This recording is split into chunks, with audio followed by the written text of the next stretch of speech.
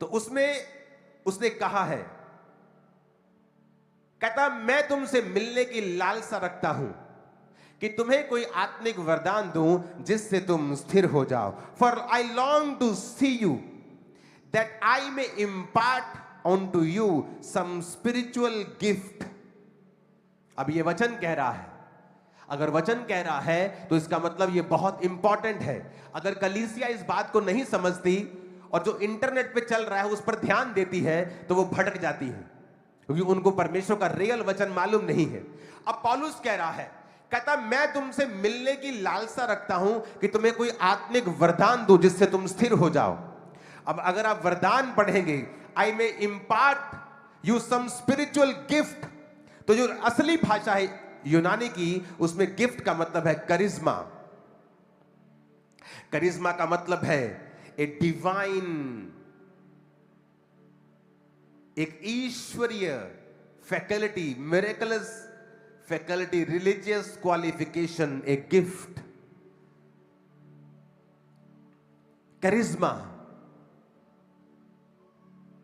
कुछ ऐसा जो मेडिकल साइंस नहीं कर सकती, कुछ ऐसा जो तुम्हारा ह्यूमन नेचर, ह्यूमन एबिलिटी नहीं कर सकती।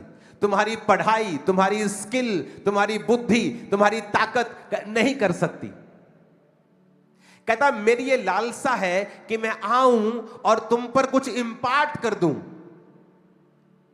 करिश्मा, मिरेकलस फैकल्टी, सामर्थ्य, काम करने की शक्ति तुम पर इंपार्ट कर दूं, ताकि क्या हो जाओ, तुम स्थिर हो जाओ। इंग्लिश में लिखा है एंड ये मे बी इस्टेब्लिश्ड। इस्टेब्लिश का मतलब है स्टिरिजो। स्टिरिजो निकला है ग्रीक भाषा के 2476 शब्द से, इसका मतलब है हिस्टेमी, इसका मतलब है टू स्टैंड। कहता मैं आऊंगा और तुम्हें कुछ आत्मिक वरदान दूंगा जिससे तुम स्टैंड हो जाओगे। आज कलीसियां स्टैंड क्यों नहीं होती? क्यों स्ट्रगल करती हैं? पास्टर स्टैंड क्यों नहीं होते? क्यों स्ट्रगल करते हैं? क्योंकि ये मिरेकलस फैकल्टी आपकी लाइफ में जब कमी होती है इस चीज की,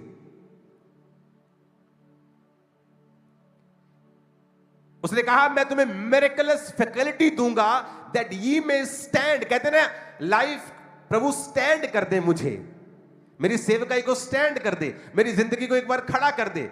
ये वही स्टैंड की बात कर रहा है, that E may be established, कि तुम स्थिर हो जाओ, मैं आऊं और तुम्हें कुछ मिरेकलस फैकल्टी दे दूं, तुम्हें कुछ